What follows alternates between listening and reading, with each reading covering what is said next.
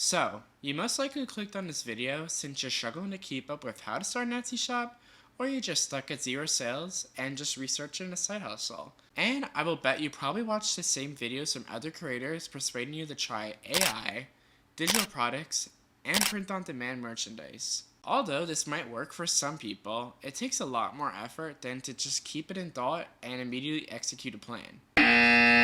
It's been almost close to a year since I opened up my first Etsy shop, and to be quite honest, it was not easy when I first started.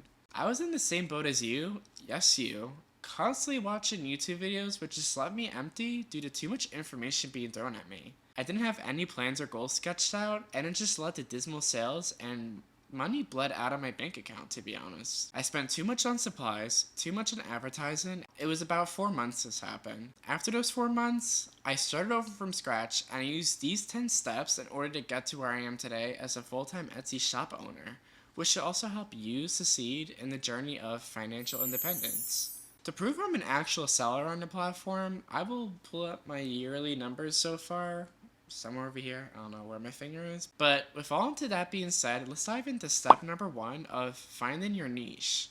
So, when it comes to finding a niche for your shop, it should be something that you're very passionate about because it'll just lead to a great product selection that's in the favor of your own happiness and the others that can relate. You'll want to make sure that your niche isn't too vague, but also not too specific where it just doesn't show up in search results. After you find your niche, you want to move on to step number two of researching competition and pricing. A trick I like to do when it comes to checking competition is to open up an incognito tab on Chrome, and I do some tests of popular search results predictions. Using this, I can open up different listings that have a bestseller or popular now badge, and I'll see how many favorites it has. I also look at the seller's shop to see their sales number, and if they also enable their sales listings to be shown, it'll show you what their recent sales are. When you research these listings, it'll also give you an insight of what the pricing can range from, so you'll take them into account on an Excel sheet and average them all out. With your niche and your data all sorted, the question that comes into mind for the third step is what type of product do you want to sell to the customer? Should it be print on demand or a digital product that has no hands-on work? Or do you want to go the handmade route and control your quality, packaging, and on-time shipping? Each of these categories has its pros and cons, but can all be explained in a later video, which if you guys want that video, just comment down below. I also forgot to mention that vintage products can be sold for those who thrift and collect. Now that the foundation for your shop idea is all settled, it is important to think of the fourth step to think about your budget costs. If you're selling any product on Etsy, it should be remembered that there are multiple fees, which I'll have listed over here. If you're selling a print-on-demand product, your supplier is also going to charge fees for the manufacturing and the shipping. If you sell a handmade product, you will also want to break down the equipment fees and the material costs because these costs are a lot, but it won't seem a lot when you run in the shop for a few months and see a profit. So for myself, I am a handmade seller, so when it came to buying equipment, I had to buy a printer, which was $230 at the time. $230 might sound a lot, but when it comes to sales each month, it's nothing. When selling on Etsy, you'll obviously need to register for an account before you open your shop. After registering, it's time for step 5 to create your shop.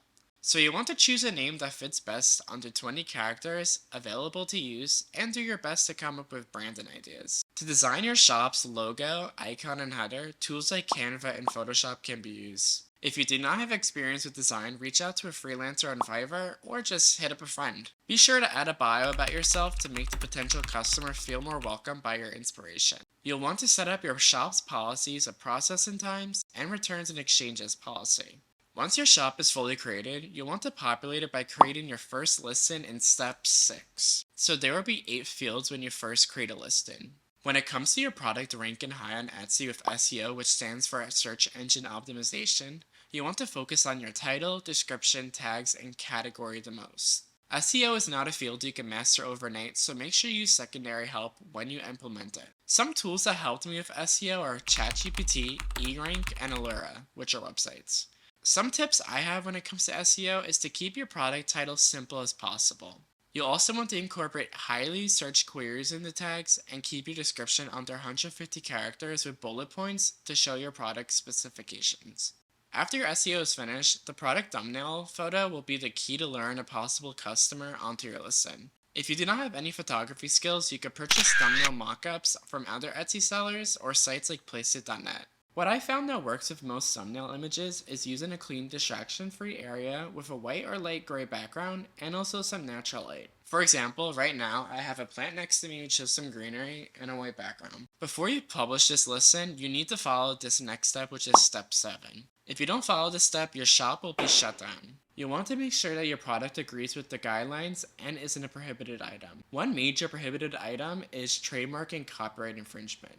So for example, people have been selling a lot of Taylor Swift and Harry Styles merch on Etsy, and they've been taken down most of the time, so it's not worth the risk to get some high sales and then just have your account banned for a lifetime. It's also been debated if AI-generated designs fit this category since it combines work from different artists and can violate copyright rules. Also, you, the shop owner, didn't create the work, so it could be reported. After you publish your first listing, your shop will most likely not get a sale based on one product, so for step 8, you'll want to start with 15 to 20 listings. This will give your shop more of a populated space and give the potential customer more variety. Heading into step 9, which all Etsy sellers dread, is to gain traction. Starting with the free option, since everyone loves a freebie, is to share your product listings on social media. Some social media platforms is TikTok, Reddit, Instagram, and Pinterest. It doesn't hurt to post multiple photos and videos, since you'll just double your chances of going viral. For the paid option, you can start up Etsy ads with a $1 per day budget, which can gather favorites and clicks to help your listing go up in the algorithm. Once the momentum gets going and you're pleased with the conversions, scale up to $2 and forward. Keep in mind to not overspend in ads if you see a product is not performing well. If this is the case, just take off the product from the ads. At last, we reach step number 10, which is to have family and friends buy a product to get some reviews.